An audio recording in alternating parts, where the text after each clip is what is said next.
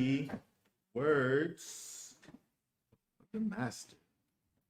We're going to go ahead and look over at the New Testament and deal with the different situations where Yeshua spoke and deal with the words that he spoke and the situations that caused him to speak.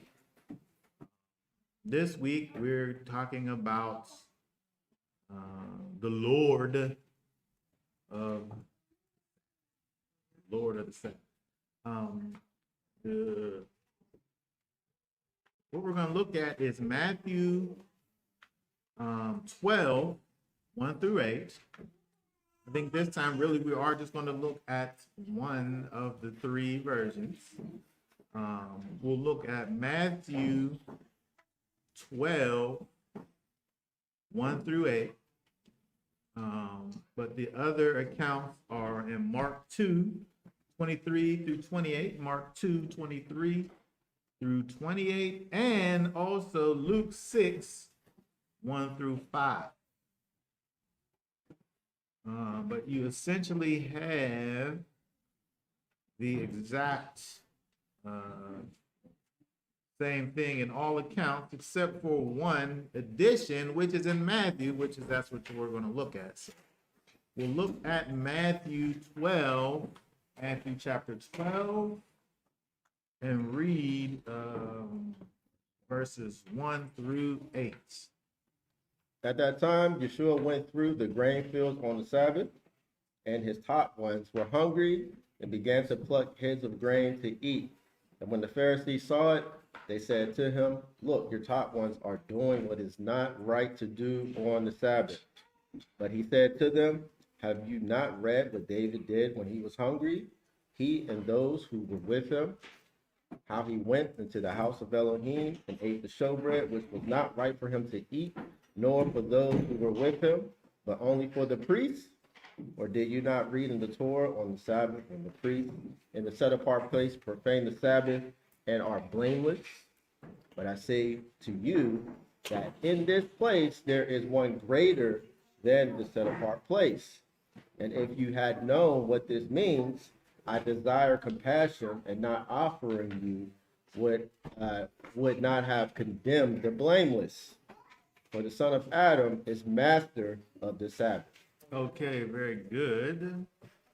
So it's interesting when we think about looking at these things that are going on with Messiah, kind of in chronological order, adding all of these counts together.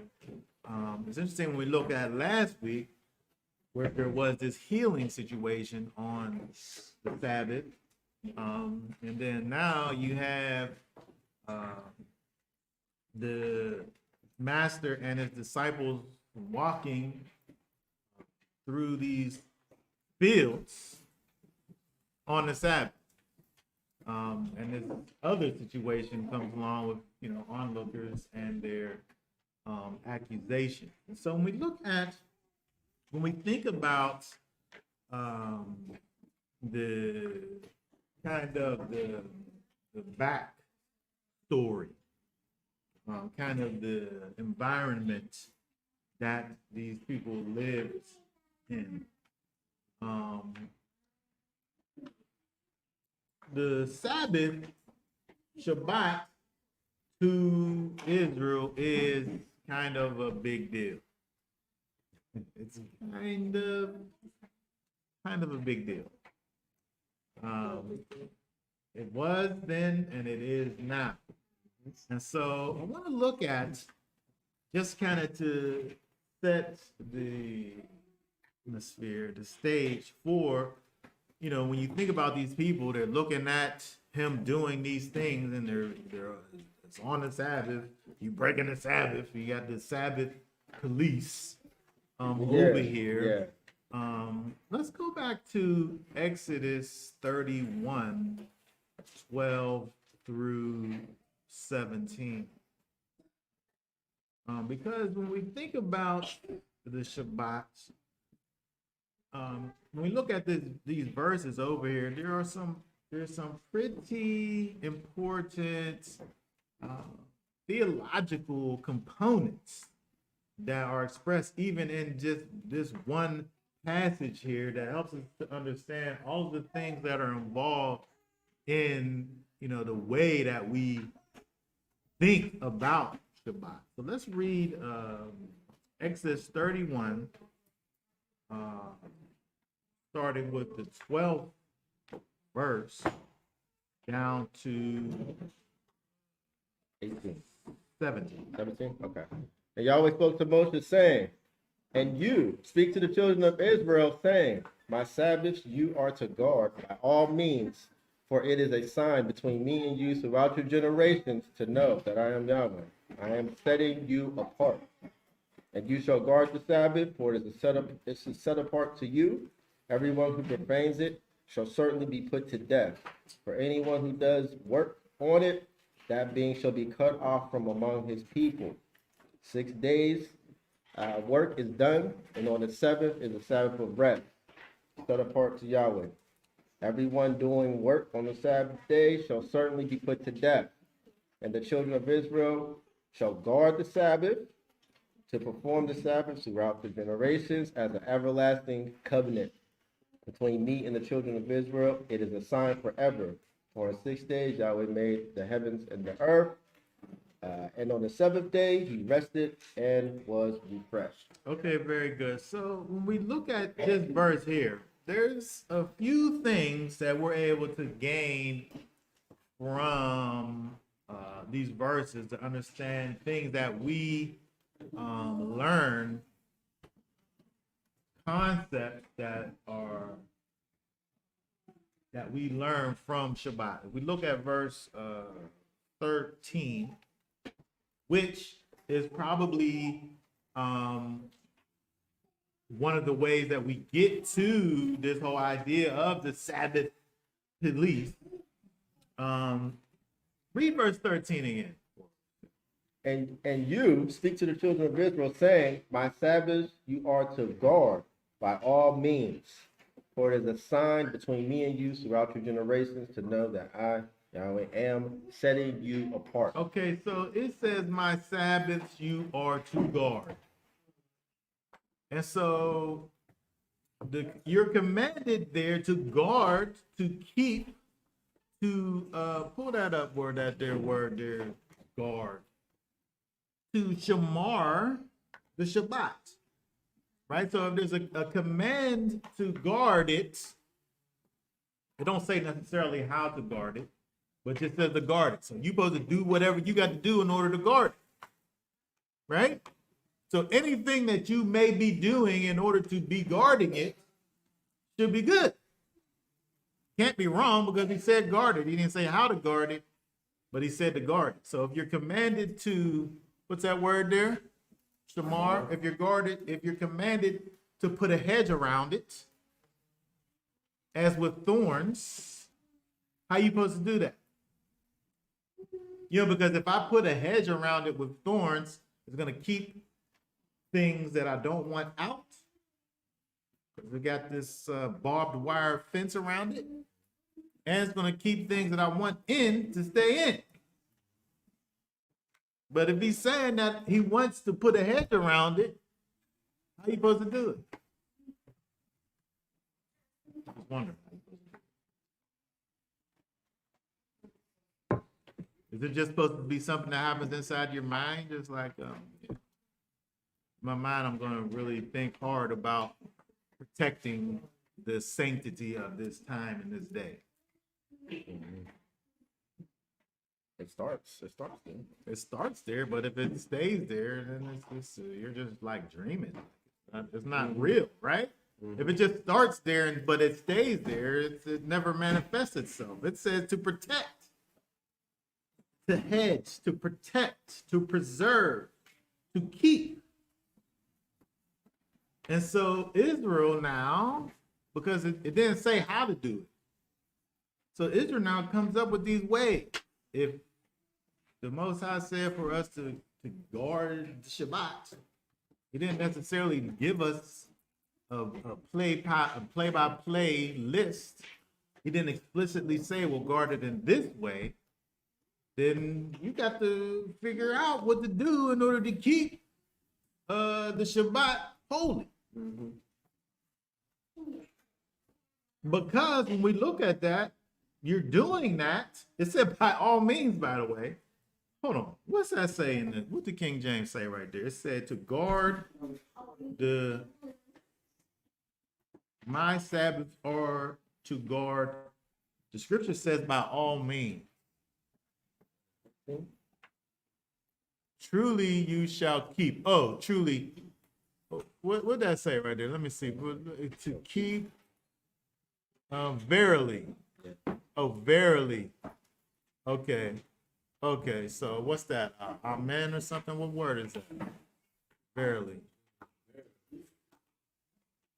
Affirm, affirmation, surely. So it really does mean surely. It's an affirmation. Certainly, you do it. Make sure that you do it. Right?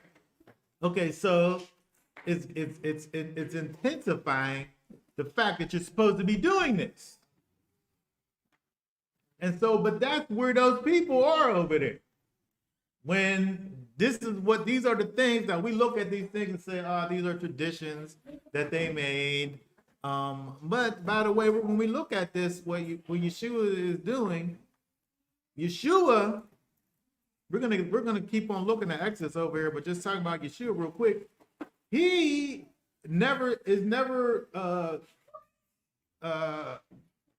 copping to being guilty of what they're saying that he's guilty of, whether it be a command or whether it be the traditions, by the way. But looking over here at Exodus, when we look at this, we have this command to guard the Shabbat, because the Shabbat itself is a sign. Look that word up. Look that word up there, sign, which is ot. It's a sign.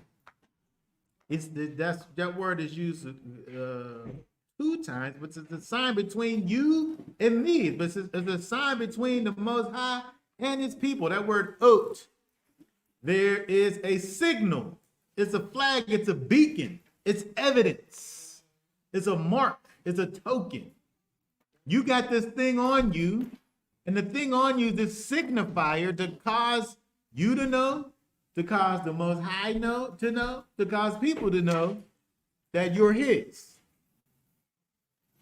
People try to sit up here and get you to do this or that on Shabbat. Oh no, man, I keep Shabbat. Oh, you must be Jewish or something.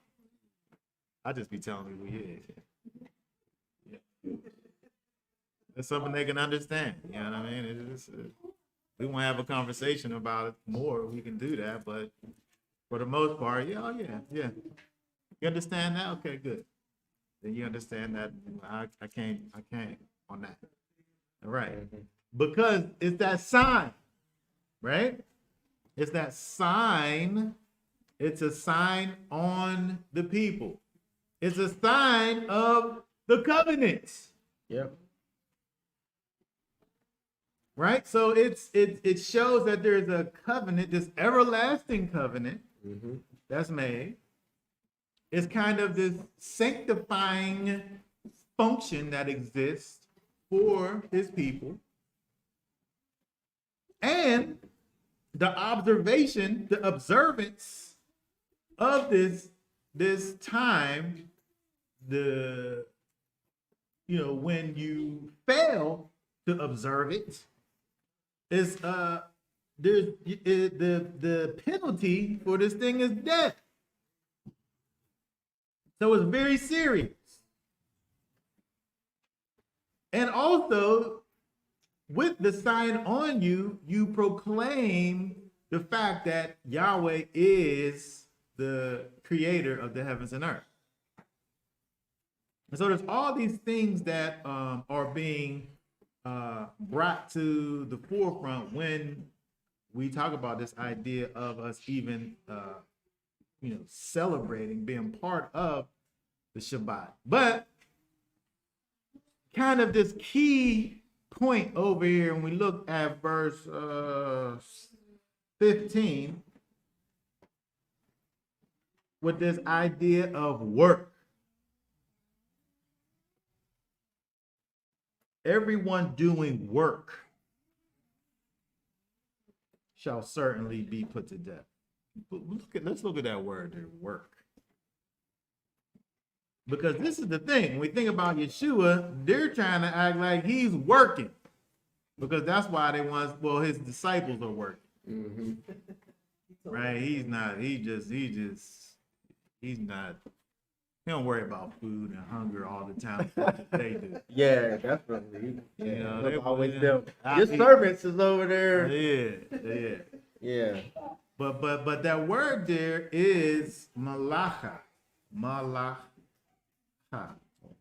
Work, which is interesting when you look at kind of, let's look at this. This word here is deputyship, employment, never servile. Talking about like enslavement, I guess. Servile work is like you don't have a choice to do it. Business, work, occupation. Mm-hmm. But it's let's look at this. Let's follow this word a little bit. It's from the same as 4397. Put that word up. 4397, which is to dispatch as a deputy, messenger, priest, teacher, king, right?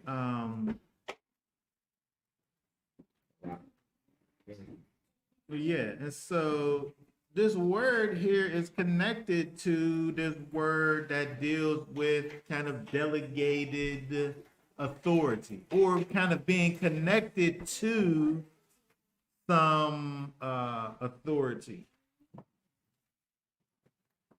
And so when we think about, work, labor, employment, these things that where you're causing or participating in this thing where someone has authority over you, you're supposed to be separating yourself from that place of delegated authority over you at that time. Because you think about it, you go to your job, you do whatever that guy tell you to do. Huh? Unless you want to quit. Yeah, if you want to have a job, you do what them people say. But there's a time when the Most High is calling for his people to be freed from the things that bind us and be only connected to him in that way. Yep. Because we think about, with Shabbat, we think about what he did for us coming out of Egypt. Where we were separated from that thing that bound us, which was Pharaoh. And so from that perspective, we get kind of this idea as to what work is. And if you do this thing, you get cut off. However, it's still kind of vague, really. It's still not specific. It'd be different if the scripture, like we could look at the definition of the word work and say that it means this.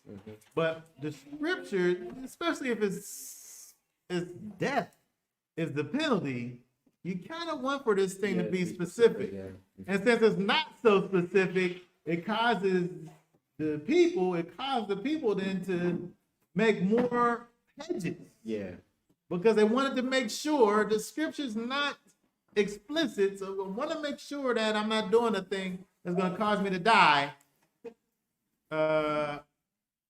because of this fact. The scripture gives us some definitions, but not many. Let's look at a few. If we look at Exodus 35, 2 and 3. Exodus 35, 2 and 3. Work is done for 6 days, but on the seventh day it shall be set apart to you, a Sabbath of rest to Yahweh. Anyone doing work on it is put to death. Do not kindle a fire in any of your dwellings on the Sabbath. So here it's connecting this kindling of a fire with work. It said don't work, and then it connected this kindling of this fire with work. You know, when we go out here to these feasts, and you know, I cheat now. If I want to start a fire, get some lighter fluid. Let's get some lighter fluid. I put the lighter fluid on it. It's done. But if I'm going to actually try to kindle a fire, I understand. I understand that there's work involved. Like I was never able to just, you know, Bear Grylls, put the stuff together and just have a fire just now. Starting a fire, for me at least, is a serious endeavor.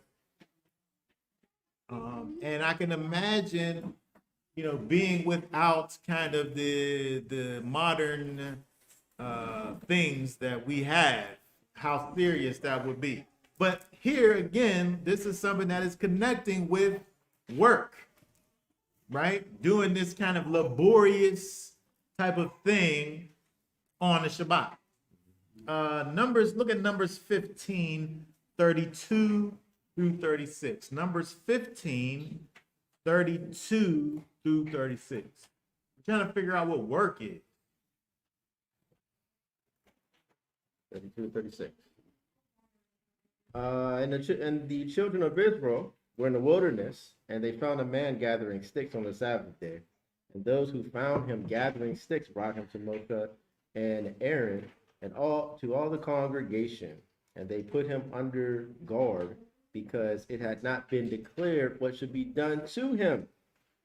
And Yahweh said to Moshe, the man shall certainly be put to death, all the congregation stoning him with stones outside the camp. And all the congregation brought him outside the camp and stoned him with stones, as Yahweh commanded Moshe, and he died. Okay, very good. So, based on these two instances, like work is, as far as we can see here, is being connected with fire for some reason. We have this person said don't kindle a fire. We can think about how much work is involved in starting a fire. This guy was gathering sticks for the fire. And this guy was killed. But again, when you think about the work that is involved in doing this, and if the Most High is saying that we're supposed to be kind of resting and sitting back, not doing all of these laborious preparations and things, this guy was actually taken out.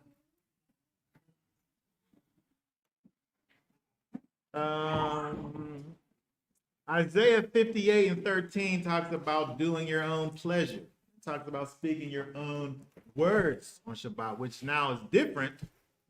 It's adding another layer to the situation because now it's not necessarily work, but it's these things that are having to do, that are not having to do with this holy set apart time.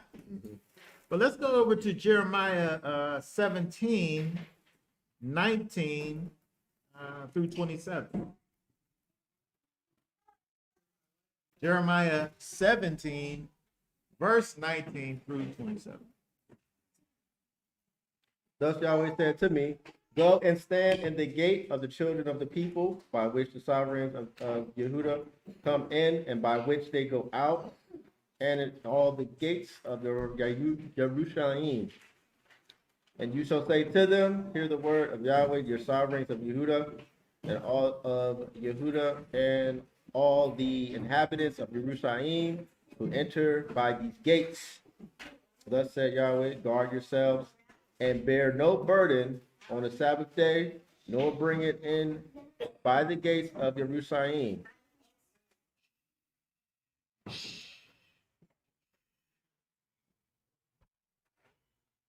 Verse Jeremiah 17:22. Nor take a burden out of your houses on the Sabbath day, nor do any work, and you shall set apart the Sabbath day, as I commanded your fathers. But they did not obey or incline their ear, and they made their necks stiff, not to hear and not to receive instruction.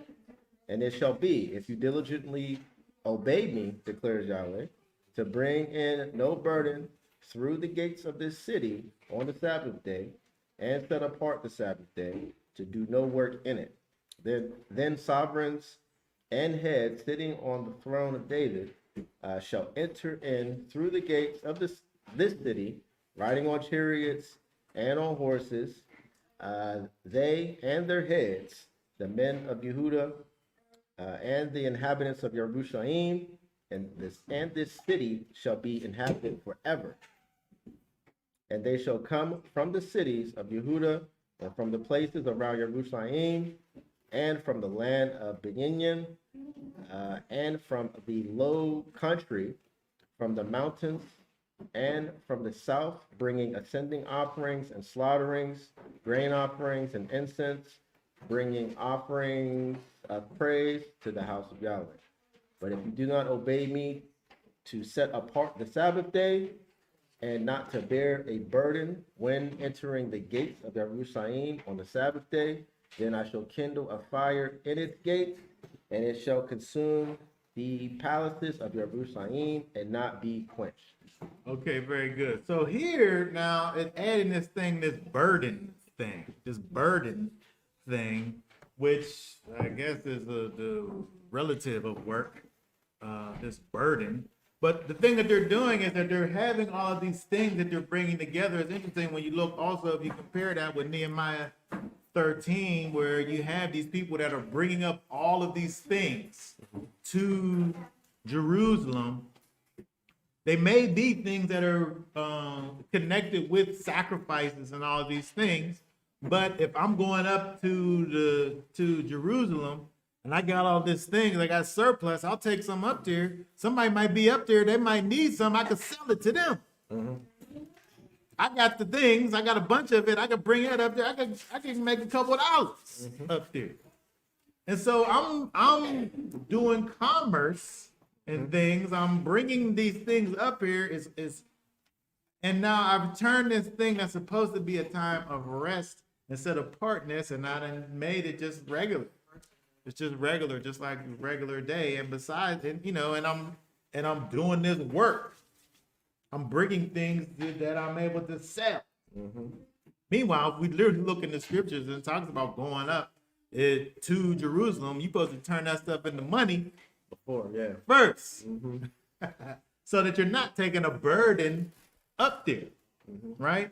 And so when we look at all of these things, we see still there's a few kind of examples of what work is, but in kind of the backdrop of what we see going on over with these people that are dealing with Yeshua, at this time they've taken care of the problem that existed and said there's a whole bunch of things, 39 plus 1 in fact, things that are considered work.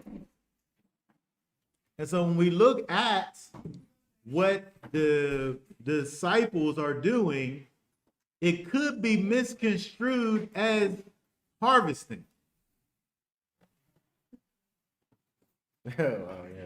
Because they're walking through these fields, because there was a thing where if you take the grain off of the tree or off of the stalk and you hold it in your hand for a time, then there was a tithe that you were supposed to to pay because you've harvested something. Mm. You forgot to change the top of your mouth. Well, yes. So most of these, when you look at the commentators, most of the commentators said if you pick it, you're harvesting it. There was a particular teacher that was really different from the rest, who said if you plucked it and ate it, then you didn't have to pay a tithe on it because you weren't harvesting it. You were just eating it, kind of like they were doing. But when you look at the commentators with their hedges that they formed around the Torah, there were arguments that were made. And so when you think about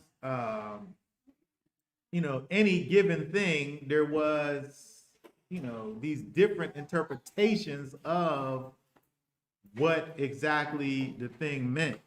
And so when we look at what Yeshua is doing over here, it's interesting. When we look at Yeshua, the way that he talks to these people is really in line with the way that they operated at that time. These people, they kind of, say what he's doing and question his actions in terms of plucking the disciples anyway, plucking these heads to eat. And then so what Yeshua does in response to this is to kind of go into a type of midrash with them and give examples as to why it is that they're right. Now they're not right, but that the disciples are right and everything's fine. And so I was saying that just to say, when we think about the fact that there are places and we see that Yeshua kind of talks about the disciples and the traditions of men, but even though we know that the scripture isn't explicit in terms of saying what actual work is, and even though we know that the Messiah at times criticizes the Pharisees, he is not saying that he's wrong according to the traditions, but right according to the scriptures. What he's actually doing here is showing how he's right according to the interpretation that he understands to be the correct interpretation. He's going along with their kind of ways that they go about things. When we look at, let's see here.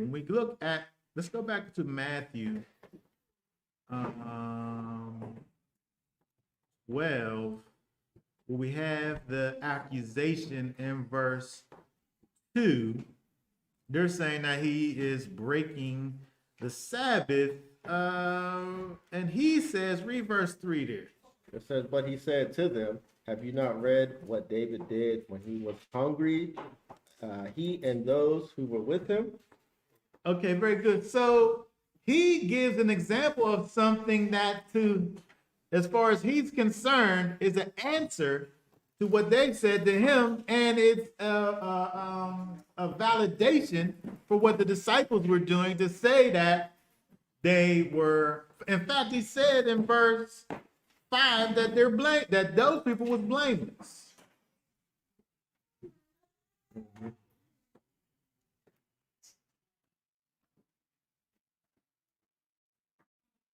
And so in verse 3, where it says, have you not read what David did when he was hungry, he and those who were with him? And so when we think about that situation, Yeshua with verse 3, 4, 5, for the rest of the things that he says over there, he uses this kind of interpretation method that was not something that was created by Hillel, who was a teacher that was kind of popular right before Yeshua came along, but he was a proponent, a teacher of these particular interpretation methods. And so when we think about these things, there was this interpretation style called kol v'chomer, which it was light and heavy. It was used to make an argument from a lesser weight based on one of the heavier or greater weight. It was a rule or fact. It said if a rule or fact applies in a situation where there is relatively little reason for it to apply, certainly it applies in a situation where there is more reason for it to apply. So in other words, when you look at a thing and like how he looked at David's situation, where if you're able to look at the situation with David, and David was okay. Well, it seems heavy what David did, but the way that he's using it is that if this little thing can be, then what about the greater thing, which what I'm doing? Look at, and I'm saying this little based on what Yeshua says. Read 4 again. How he went into the house of Elohim and ate the showbread, which was not for him to eat, nor for those who were with him, but only for the priests. Okay, again, we look at this thing, that really seems like a big thing. Yeah. It seems big. I mean, it's the priest, like it's the priest, like it's the showbread. It's these things that are meant for the Most High. But read 5 and 6 also.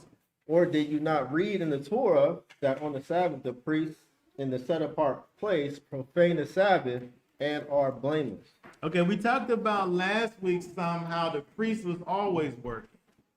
The thing that the priest never stopped, and he was blameless. But read verse 6 there. But I say to you that in this place there is one greater than the set apart place. Okay, so now he does it. Now he makes whatever it is that he's doing be greater than the examples that he gave.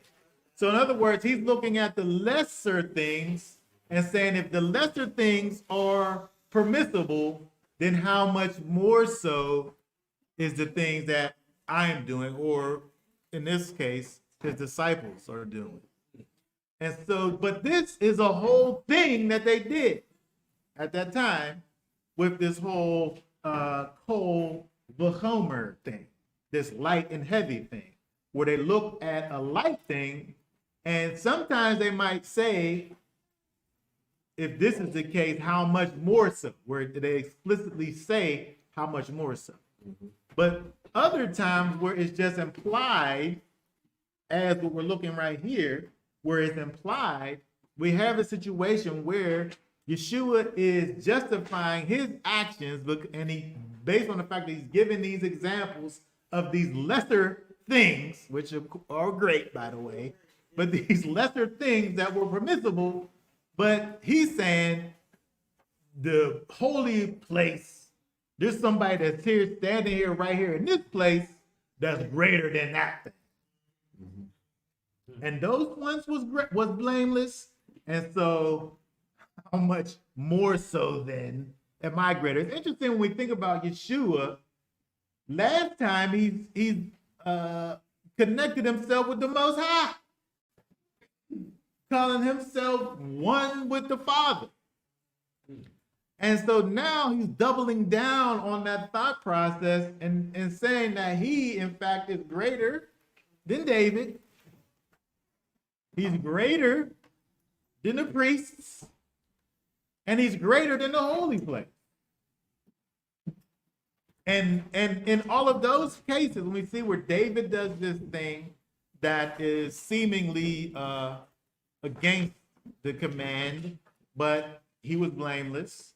The priests do these things that were seemingly against the commands, but they're blameless. And also where he calls himself greater than the set apart place. And so it's interesting what Yeshua is doing. Again, he beats these people at their own game. They try to sit up here and act like we know that he is blameless in regards to the Torah, the actual laws that are given. But they can't even put their traditions on him and he'd be wrong. But he's right in every way. He beats them at their own game. It's interesting when we look at, pull up Leviticus 18:5. Leviticus 18:5.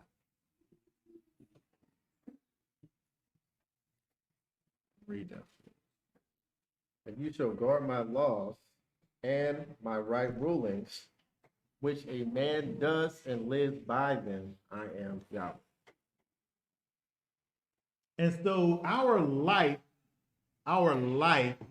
is something that's supposed to be, the Torah is something that we live by. Life. And so the idea of life superseding a particular command really comes from this idea that we're supposed to be living by the commandments. It's about life. And so we can't get to this place where we're doing these things and it's causing us to have our life be in danger because we're trying to keep a particular command. And so this is the thought process behind the examples that Yeshua even brings up over here. Was David supposed to allow for his people who were sitting there starving to death to die because of this formality? It says that he was blameless. And so likewise, Yeshua, they weren't, it's not like they were taking this stuff and harvesting it. Really, they weren't taking it and putting it in their pockets or filling up their sacks. That's the same way with the actual command when you think about the leaving the corners. The stranger was able to walk through your field and eat. But not on the Sabbath, though. He wasn't harvesting your thing. He wasn't going through there and harvesting it. But if he's there and it's there, you left it there for him. And so the idea is to actually provide something that's enhancing the life. The whole reason why the stuff wasn't harvested in the first place was keep in lines with the Torah command. But when we look at the way that Yeshua kind of follows the three examples in terms of bringing up what it says in Hosea 6:6, the idea of chesed, or just read Hosea 6:6. Well, it says it right there in verse read verse 7 of Matthew 12. So you want Matthew? Yeah, 12 because and 7? it just says what Hosea says. Okay. Matthew 12:7. And if you had known what this means, I desire compassion and not offering, you would not have condemned the blameless. Okay, so from a conceptual standpoint, we're not saying that the Most High don't want offerings. That's not what that verse is saying. It's not that he don't want offerings. But what he desires is for there to be a particular way in which your heart is, where you manifest compassion, where you manifest chesed, kindness. Right? If you're so-called keeping the commandments, but your heart isn't right, then those commandments don't mean anything. Hold on, I got one. Go ahead. Going back to verse 1. At that time, Yeshua went through the grain fields on the Sabbath, and his top ones were hungry. Right. What they supposed to eat? What they supposed to say? Like, you got wait. Like, Yeah, they couldn't eat. wait till sunset. The only reason they was out there, because why? Because they was hungry. Yeah. Right. But you can't eat. Come on, man. Exactly. And so Yeshua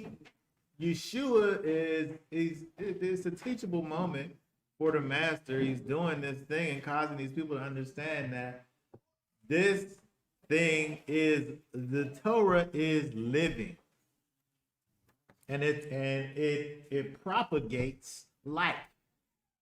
And so for them to sit up there and be the way that they were, kind of stringent and squared off with these things that they, you're able to back yourself into a situation where you got somebody who's passing out because they're trying to, quote unquote, keep the commandments.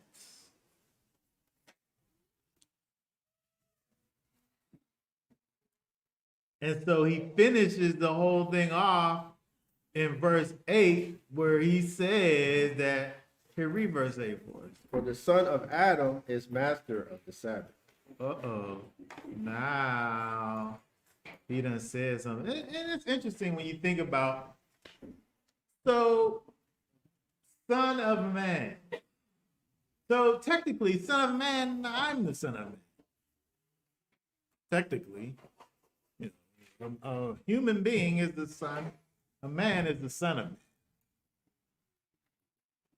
And so when he says, for the son of man is the master of the Sabbath, he's not,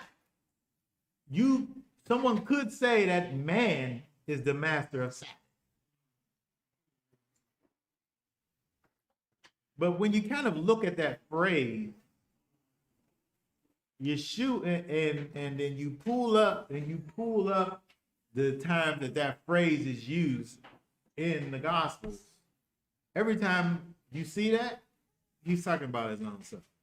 He's talking about himself, Yeshua, not general like mankind. Mm-hmm.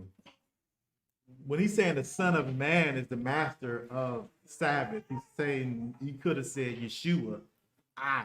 He could have said I am the master. he is talking about in the third verse. And so it's an interesting thing that I think happens now, because you have these people who will say, well, he's the Lord of the Sabbath, so therefore he can break it if he wants. I literally heard people say that before. Mm-hmm. He could break it before. He could break it. He broke it right here. But when we really look at what he's doing, he didn't break nothing. He justified what he did based on these rules that these people came up with. Mm-hmm. And then later on in time, we see that there's particular teachers that follow suit with Messiah, who came after him. They follow suit with Messiah and say that the stringentness that these people had at that time can be justified. So he's doing something at a time where wasn't nobody saying the things that he was saying. But within that system of interpretation and the scriptures having being able to be interpreted and all of them be right, within that system, he justifies himself. And so he's not saying that I broke it and it's okay for me to break it. He's saying that I didn't break it. Yeah. And above that, the Sabbath is something that he owns and that he made for man. And so, yes, he owns it. And yes, he rules it. And yes, he establishes it. But it was something that was given as a gift to man, not something that is a burden. It's supposed to be something that relieves the burden. And so when you think about what it is that these people have done and are doing even to Messiah, is they're trying to cause this thing that was created as something that lifts a burden, and they're trying to put that burden on Messiah. He said, we see in the scriptures later, where's that in John chapter, 1 John and 5. Can't remember what verse it is, but just pull it up. 1 John chapter 5. I think it might be verse 5 or verse 1. Whosoever comes, who is the one who overcomes? That's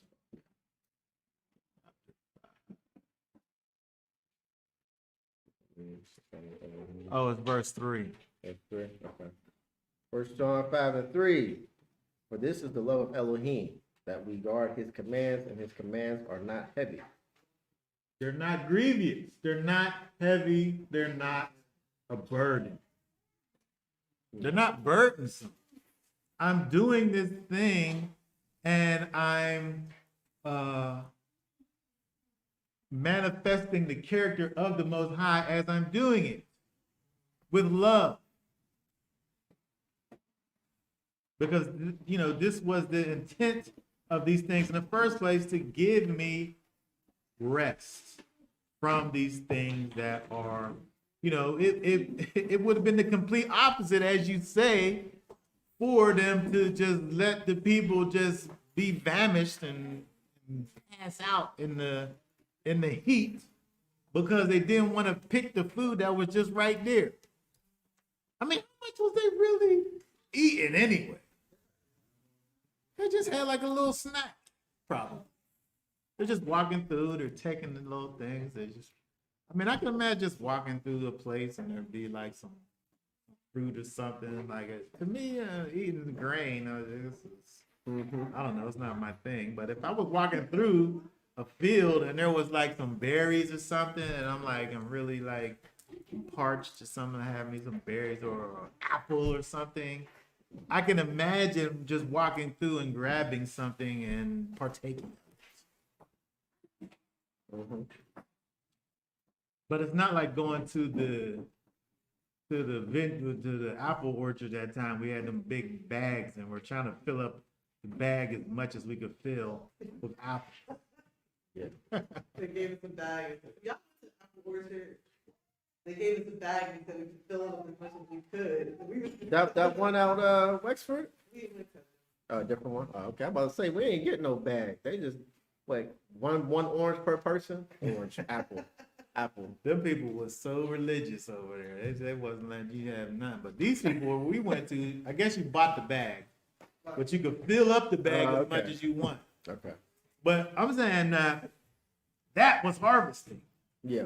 But them just walking through and just grabbing a little something. And I think that when we see that, what Yeshua, the point that Yeshua is bringing out here is the fact that we have to understand that the Shabbat, because of the importance of it, people have taken this thing and moved it to a place where you've really caused this thing to really be a burden, where it wasn't meant for that. It was meant for your good. And when we think about it from its proper perspective, it gives us a picture of eternity.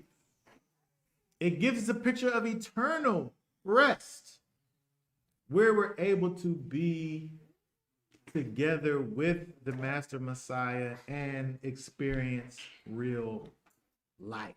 Oh, yeah. And so I just thought it was interesting when we look at Messiah, the way he interacts with these people, and without kind of looking into the way in which he interacts with these people and understanding kind of the way that they look at things, you miss it, and it seems that he, kind of contemporary thought is he basically saying, I'm the Lord of the Sabbath, so I'm able to do whatever I want to do. But in actuality, he's giving a reason for them to be able to understand, which they probably still didn't understand, but he's giving us who have faith in him a reason to understand that we have to be able to keep these things in their proper perspectives and understand that life, in fact, is the whole point of the commandments in the first place. And this is the thing that we had to have at the forefront of our mind when we think about Shabbat. Yes, we keep Shabbat. Yes, it is a set apart time that the Most High created when we keep Shabbat, and when we say that we observe this day and this time, we acknowledge the fact that the Most High is in fact creator and sustainer of all things. We acknowledge the fact that that is a sign of a covenant between the Most High and his people. All of these things are true, and it's also true that this time was given to us as a time for our rest and refreshing.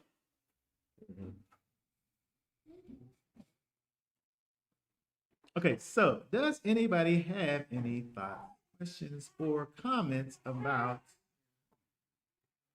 anything here in Matthew chapter 12? I do. I mean, I totally appreciate the lightness to the heaviness of this whole thing, but I feel like he brought something up that I still think about as just being like heavy according to the Tanakh. You know what I mean? And that would be,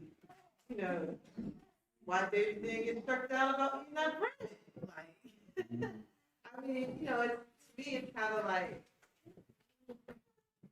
you read that you read about that, you always come into like this whole thought, like, wow, like you really just ate that bread like that. Where's that at in First Samuel? Because some of the ancient commentators talk about the fact that bread at a time gets interchanged. Yeah, it was the old bread. It wasn't the new one. Right. And so when you think about, it's one thing for them to go and take the stuff off of the table Just like eat it. and eat it right there. But was it just the bread that got taken off of the table? That was, just the same thing as like if I go to the grocery store or to a restaurant and they about to take the food from the kitchen to the dumpster and I'm starving. Do we throw this stuff away, or can I just eat? Can I just get a sandwich or something? Where's that at in First Samuel? That's a weightier. I'm just saying, it's a weighty thing from the Tanakh. Yes. Used as a light thing. And I think the point is that Messiah here, just like in last week, he's elevating himself above these things. That to us, when we're looking at it, yeah, it should be the other way around. If we're thinking about a man, how is this? How does he look at that thing and say, well, if they could do that, I should be able to do this. But what do you got to do with that? And so I think the point is that he's kind of showing us where his position is. We're something that we're learning. We're learning and understand, just coming to understand his position to say that he's above David, that he's above the priests, that he's above the holy place. Like he's making these things that we look at, and they are in fact heavy, but the way in which he's using them in relation to himself, he's greater. Do you see it there? Yeah, I got it. What does it say? You want the whole? I mean, It's, I guess I'll read just a few verses. the whole account. Okay. This is 1 Samuel 21:1. And David came to Nob and Abimelech, the priest, and Amalek trembled when he met David and asked him, "Why are you alone and no one is with you?"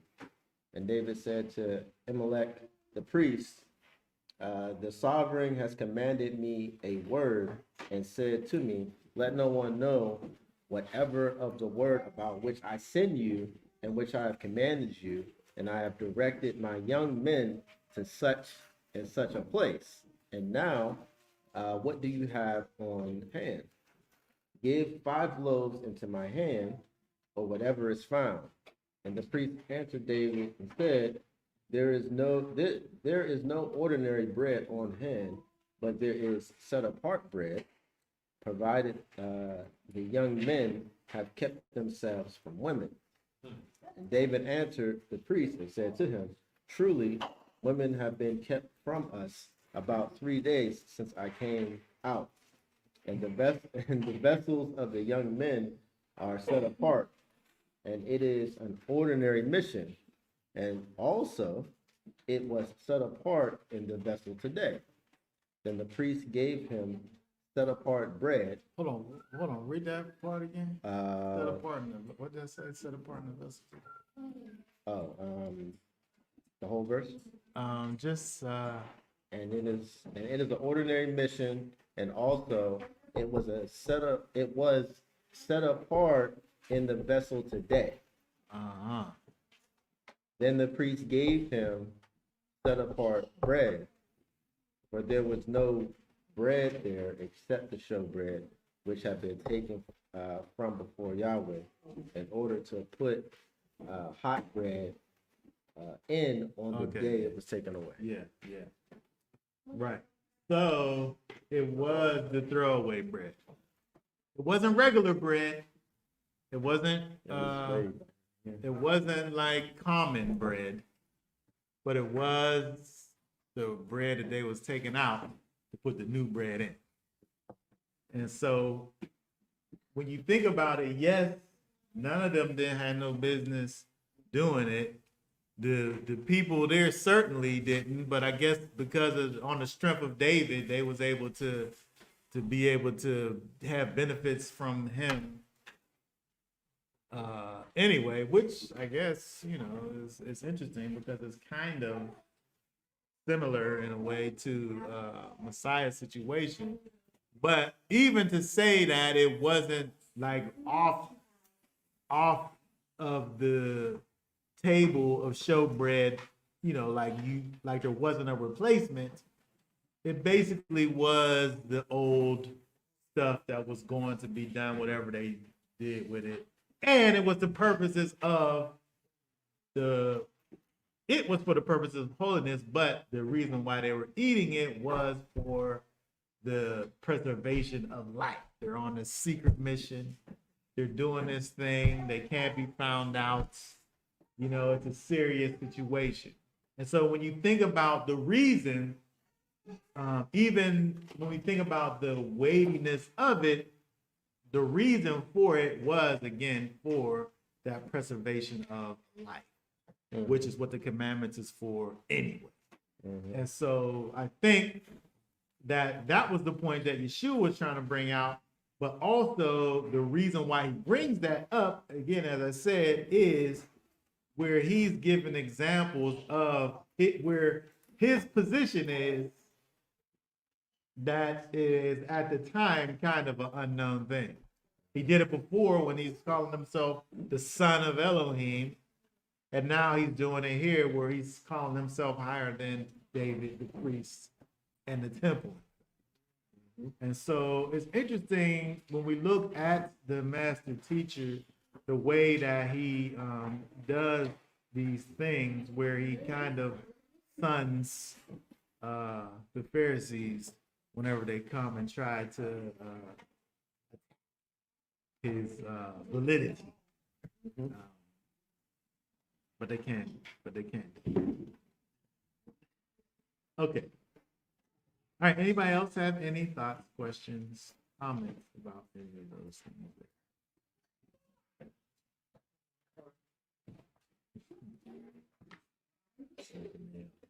Okay, so, all right, so we want to be able to, continue to look at the things that the master is doing for us and try to better understand these things that he's going through. And understand that, these things that we're doing, this life that we live, yes, there is, there's boundaries to this life. There's, things that we definitely need to be able to stay within. But at the same time, we have to also understand what's the point of all this anyway. Yeah. Like at the end of the day, we want to be exemplifying and manifesting the character of the Most High.